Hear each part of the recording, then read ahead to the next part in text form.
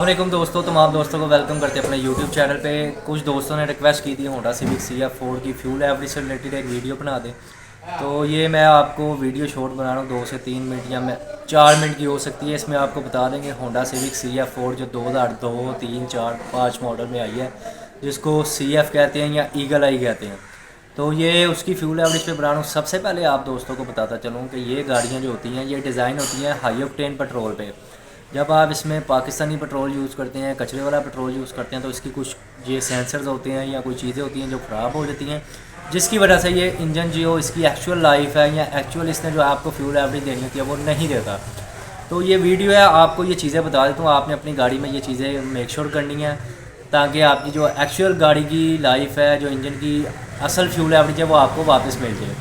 तो आप तमाम दोस्तों को बताते चलते हैं, ये कुछ चीज़ें हैं, आप ये देख लें। और सबसे पहले आपने ट्यूनिंग करवाने से पहले या ये जो चीज़ें बताने लगूँ इससे पहले आपने 1 से 2 टैंक हाई ऑक्टेन पेट्रोल के यूज़ करने हैं, क्योंकि ये इंजन हाई ऑक्टेन पे डिज़ाइन होता है। जब आप इनकी जो डिज़ायर्ड होती है, रिक्वायरमेंट होती है, उसके मुताबिक इनको पेट्रोल नहीं मिलता तो ये परफॉर्मेंस से हट जाते हैं, वो आपको जो इनकी सही असल परफॉर्मेंस है वो नहीं देते।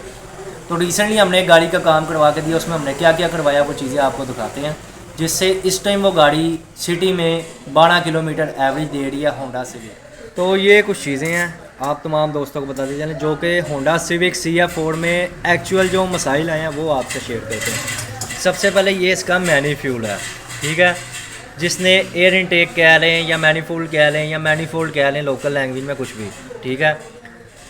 तो यहाँ पे इसकी थ्रोटल बॉडी लगती है, आपने अपनी थ्रोटल बॉडी लाजमी चेक करानी है, इसमें गैप ना हो, क्योंकि मैंने अभी सेल कर दिया तो मेरे पास है नहीं दिखाने के लिए। तो थ्रोटल बॉडी लाजमी चेक करवानी है। उसके बाद ये जो चीज़ है ये इसका होता है मैप सेंसर, ठीक है, manifold air pressure sensor, map sensor इसको कहते हैं।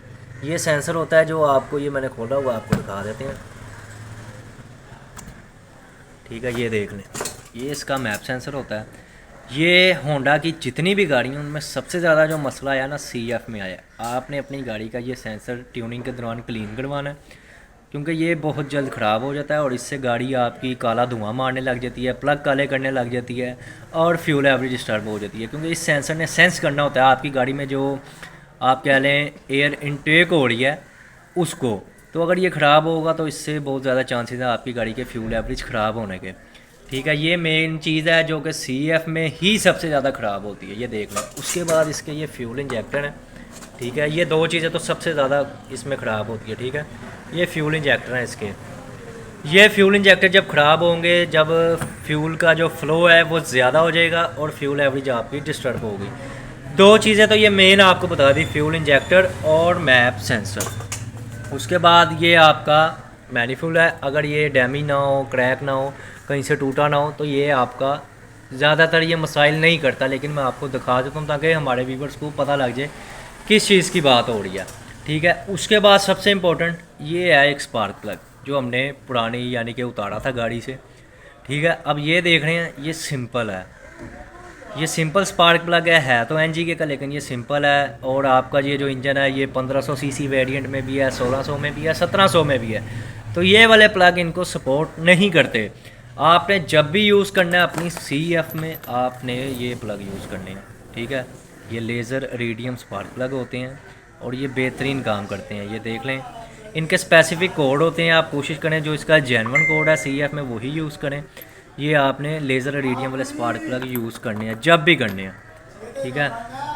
उसके बाद ये जो मेन चीज़ है ये इग्निशन कॉइल है, ये आप देख सकते हैं, इसमें कहीं भी क्रैक ना हो, ठीक है। ये आपको मैं दिखाता चलूँ, ये बिल्कुल ठीक है। अगर इसमें क्रैक होगा इस कॉइल में, इसने यहाँ से करंट पास करना होता है, इसके आगे स्पार्क प्लग लगता है, वो मैं आपको लगा के दिखाता हूँ। ये स्पार्क प्लग है, ये इंजन के अंदर इस तरह फिट हुआ होता है, ठीक है, ये ऐसे लगी होती है, तो ये इस तरह काम करता है, ठीक है। स्पार्क प्लग ये इंजन के अंदर फिट होता है। जब ये कॉइल है इसमें से करंट फ्लो होता है, इधर तक आता है, इधर से स्पार्क प्लग में जाता है और आपके सिलेंडर में जाता है करंट।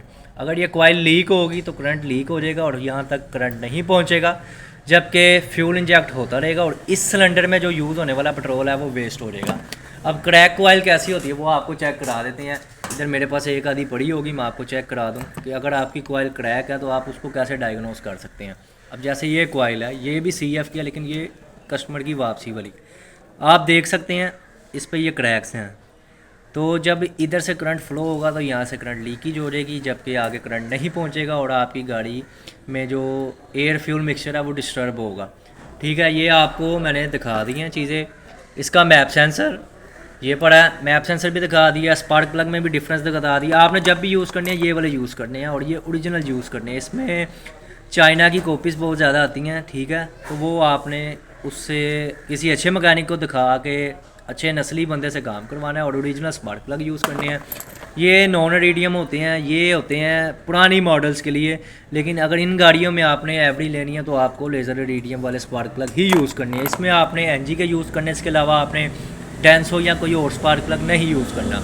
तो ये आपको कुछ चीज़ें थी जो मैंने दिखा दी हैं। उम्मीद करता हूँ वीडियो पसंद आई होगी और हमारे साथ कनेक्ट रहें। मज़ीद इन्फॉर्मेटिव वीडियोज़ के लिए हमारे चैनल को सब्सक्राइब करें।